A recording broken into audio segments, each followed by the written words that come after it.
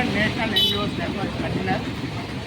మేము ఈ రెండు రాష్ట్రాల్లో ప్లాస్టిక్ సింగిల్ యూజ్ ప్లాస్టిక్ కవర్లను నిషేధించాలని కోరుతూ వాటి బదులుగా ఈ గుడ్డ సంచులను ఉచితంగా పంపిణీ చేస్తున్నాం.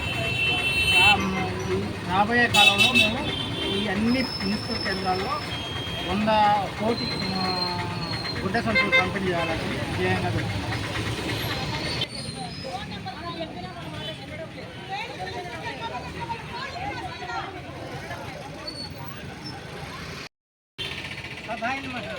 ఇవాళ భారతదేశంలో విపరీతమైన పొల్యూషన్ జరుగుతున్నది. ఈ పొల్యూషన్ కారణం ఎవరంటే మానవులమే.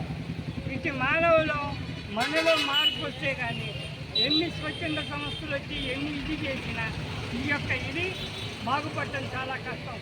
మార్పు రావాల్సింది ప్రజల్లోనే. ఎన్ని సంస్థలు ఇక్కడ నేషనల్ ఇన్స్టిట్యూట్ అనే సంస్థ ద్వారా పర్యావరణంలో ఉన్నటువంటి సమతూకం తగ్గిపోతున్నందువల్ల యుద్ధాలు భూకంపాలు రావడానికి అవకాశం ఉన్నాయి. వరదల ద్వారా మనందరం నాశనం అవుతుంది. దానికి కాక ప్లాస్టిక్ సంచులు వాడటం మూలాన అవి భూమిలోకి వెళ్ళిన తర్వాత దాదాపు ఒక 50 ఏళ్ల వరకు అక్కడ ఎలాంటి మొక్కలు అవి బ్రతకట్లేదు. ఇది శాస్త్రవేత్తలందరూ కలిసి నిర్ణయించుకుంది. కాబట్టి ప్రతి ఒక్కళ్ళు పర్యావరణ సమతుల్యాన్ని కాపాడాలని ప్రయత్నిస్తున్నారు. దాంట్లో భాగంగా ఈ యొక్క నేషనల్ నెట్వర్క్ వారు తయారు చేస్తున్నటువంటి అందరి దగ్గర అమ్మ అయ్యా బాబు అంటూ వారి దగ్గర ఉన్నటువంటి ప్లాస్టిక్ సంచులు ప్లాస్టిక్ సామాను అవన్నీ వాడద్దని ఇంకా వాడాలా అందరికీ చూస్తున్నారు. అలాగే మనందరం మారి కనీసం ప్లాస్టిక్ కొంతమంది మారాలి. కానీ గవర్నమెంట్ కూడా చెప్తుంది, కానీ వాడుకలో ప్లాస్టిక్ ప్రొడక్షన్ చాలా ఎక్కువ. రాబోయే రోజుల్లో పాలల్లో ప్లాస్టిక్, నీళ్ళల్లో ప్లాస్టిక్, ఒంట్లో ప్లాస్టిక్, అంతా ప్లాస్టిక్ మయం.